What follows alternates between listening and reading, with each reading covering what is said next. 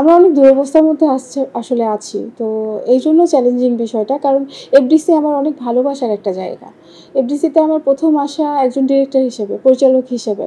তো সেই প্রথম যখন এসেছি তখন না আমার কাছে হচ্ছে প্রথমেই এটার প্রতি একটা অদ্ভুত মায়া কাজ করছিল। মনে হচ্ছিল আমার আমার ইউনিভার্সিটি বা আমার ক্যাম্পাসের জন্য, আমি চারুকলা থেকে আসা, ওইখানকার জন্য আমার যেমন একটা মায়া, ওটা যেমন সেকেন্ড হোম টাইপের একটা ফিল দিত। এরকম একটা বিষয়, এরকম একটা অনুভূতি তো জন্ম হয় এফডিসিতে প্রথম দিন আসা থেকেই। তো তখন থেকে যেটা হয় যে আমাদের বয়সী যারা নির্মাতা, তারা তো বেশিরভাগই আসলে এফডিসির এই মায়াটায় খুব মানে অল্প কিছু আছেন, তাও কানেক্টেড আছেন। এই মায়া তো সবার কাছেই কাজ করে, এই জাদু।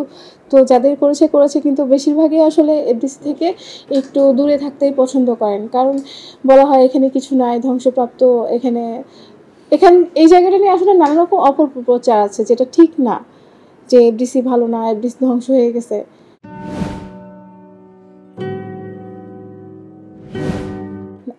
আমি ওইটাই বলছিলাম যে মেকার হিসেবে এসেই আমার ওই ভালোবাসাটা ছিল, এবং সেই সময় আমি চাইতাম যে এখানকার যে সমস্যাগুলা, ডিরেক্টর হিসেবেই চাইতাম যে হচ্ছে সেই সমস্যাগুলোর সমাধান করা। তো তখন আসলে একজন ডিরেক্টরের পক্ষে তো আর এফডিসির আভ্যন্তরীণ সমস্যার সমাধান করা সম্ভব না। মানে ওইটুকু অনুধাবন করাই সম্ভব যে ওখান থেকে আসলে কী কারণে ডিরেক্টর প্রডিউসাররা হচ্ছে বিমুখ হচ্ছেন। সেই জায়গা থেকে যখন আমি জানি যে ডিরেক্টর প্রডিউসার হিসেবে যে কী কারণে বিমুখ হচ্ছে, আবার এখন ভিতরে যখন এই জায়গায় আল্লাহ তাআলা আমাকে পৌঁছে দিয়েছেন, এই চেয়ারে বসে আমি জানি যে এইখানকার মানুষগুলো আসলে কতটা দায়িত্ব মাথায় নিয়ে চলে, কিন্তু তাদের কিন্তু সাপোর্টটা নাই, মিনিমাম ব্যাকআপটা তাদের জন্য নাই। এরা এমন কিন্তু কেউ না যে এখানে কোনো সার্ভিসটা বা কোনো কিছু তাদেরকে দিতে চাচ্ছে না। তাদের কাছে নাই রিসোর্সগুলো। তাদের কাছে যে ফ্লোরগুলো আছে, আমাদের ফ্লোরগুলোর খুব খারাপ অবস্থা। এই সরকার আসার পরে ৫ তারিখের পরে কিছু জিনিস সংস্কার করার পরে দুটো ফ্লোর ভাড়া হচ্ছে রেগুলার মোটামুটি। আর অনেক নিয়মতান্ত্রিক জটিলতা ছিল, যে কারণে মানুষ আরও অনুৎসাহিত হতো। ভাড়া বেশি ছিল। ভাড়া কিন্তু একদম কমিয়ে দেওয়া হয়েছে এই সরকার আসার পরে, এবং ফ্লোরগুলোও কিছু সংস্কার করা হয়েছে, যেটা করার পরে 2টা ফ্লোর ব্যবহার করা যাচ্ছে, এবং এগুলো কিন্তু রেগুলার ভাড়া হচ্ছে। এখন এই সিচুয়েশনে আসার কারণে আপনারা নিজেরাও অনেকটা জানেন যে সময়ের সাথে সাথে মানে আপডেট না হওয়া, ইকুইপমেন্টগুলো, আমাদের যে ক্যামেরাগুলো, আমাদের যে লাইট বা আমাদের যে এডিটিং প্যানেলের যে যন্ত্রপাতি যা কিছু লাগে, সেগুলো কিন্তু কিছুই পর্যাপ্ত নাই। আমি আমি আপনাকে যে নাইটা বললাম, নাইটা এই কারণে বললাম যে এগুলো হচ্ছে ছোট ছোট নাই, যেগুলো খুব সহজে আছেতে পরিণত করা যায়। এগুলোর জন্য শত শত কোটি টাকার মেগা প্রজেক্টের দরকার হয় না। এবং এই জিনিসটাই যদি করা হয়, আমার মনে হয় যে যখন ফ্লোরগুলা 7টা ফ্লোর, এফডিসি যে একটা প্রাইম লোকেশনে আছে, আপনারা নিজেরাও শুটিং সংশ্লিষ্ট মানুষ, আপনারা নিজেরাও জানেন যে এরকম একটা লোকেশনে যদি আমাদের নির্মাতারা ফ্লোর পায়, ঠিকঠাক মতো সব সুবিধা পায়, তাহলে কি তারা দূরে কোথাও যাবে শুটিং করতে বা এরকম ফ্যাসিলিটিস নিতে? যাবে না কিন্তু। নেগেটিভ কথা ওইটুকু শুনেছেন, এখন শুনেন পজিটিভিটি। এই লোকেশন হচ্ছে আমাদের সবচেয়ে বড় প্লাস পয়েন্ট, এবং এখানকার যত জায়গা আছে, যতখানি জায়গা, এত বড় বড় ফ্লোর কিন্তু অনেক বড় বড় ইন্ডাস্ট্রিতেও নাই।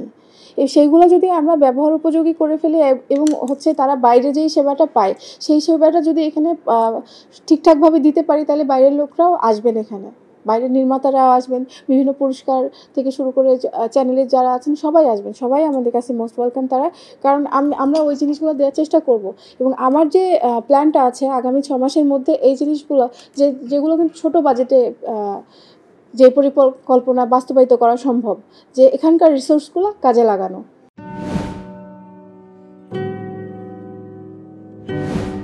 প্রতিবন্ধকতা বলতে যে আমাদের এখানে ইকুইপমেন্ট নাই ঠিকঠাক, আমাদের ক্যামেরা, লেন্স, যে লাইট, এগুলো সরবরাহ নাই ঠিকঠাক। যেগুলো আছে সেগুলো আসলে 2-1টা ছাড়া বাকিগুলো ওই মিউজিয়ামে রাখাই, মানে একটা আর্কাইভ করে সেখানে রাখার মতোই, তাছাড়া নাই।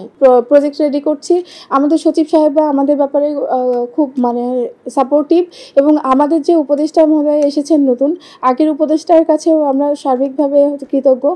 এবং এখন যে উপদেষ্টা এসেছেন উনি চলচ্চিত্র বান্ধব, আমি জানি উনি সিনেমা নিয়ে আগ্রহী, এবং উনি এসব নিয়ে পড়ালেখাও করেন। তো সেই জন্য আমি আরও আশাবাদী যে আমাদের যে স্বপ্নগুলো, সেগুলো উনি নিশ্চয়ই বুঝবেন। উনি একজন ওই সিনেমাপ্রেমী মানুষ হিসেবেই বিএফডিসির জন্য একটা আলাদা সদয় দৃষ্টি উনি রাখবেন।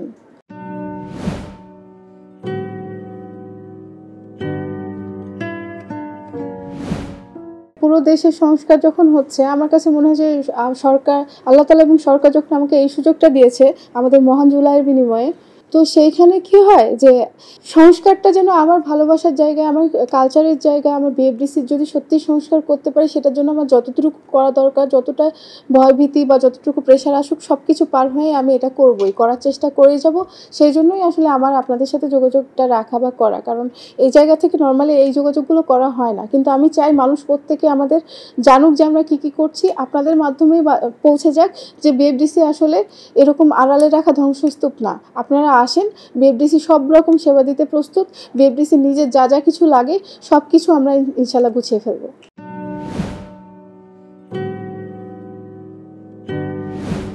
আমি তো আসলে কাউকে বিরোধিতা করতে দেখছি না, কারণ এখানে আমি এখানকারই মেয়ে। আমি চলচ্চিত্র পরিচালক সমিতির সদস্য, আমি প্রডিউসার সমিতির সদস্য।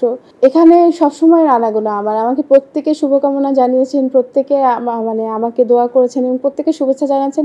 শুধু ফুলের শুভেচ্ছা এটুকু না, তারা এমনিতেও হচ্ছে, আমি নিজেই আসলে মানা করে দিয়েছি যে এইসব আনুষ্ঠানিকতার কোনো প্রয়োজন নাই।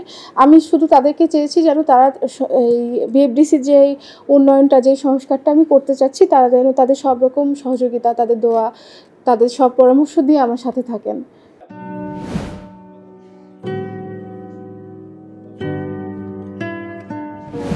এফডিসিকে আসলে আগের জায়গায় নিতে গেলে সিনেমা সংশ্লিষ্ট মানুষদের সিনেমা নিয়ে কাজ বাড়াতে হবে, এর বিকল্প নাই কিছু। সেটা হচ্ছে সিনেমা সম্পর্কিত যাবতীয় সেবা যখন এখানে সহজেই পাওয়া যাবে, এইটুকু ছাড়া আসলে আর কিছু করতে হবে না। যে আমি এখান থেকে একটা সিনেমা বানাতে যা যা কিছু প্রয়োজন, সব কিছুর কিন্তু ব্যবস্থা এখানে আছে বা থাকা উচিত।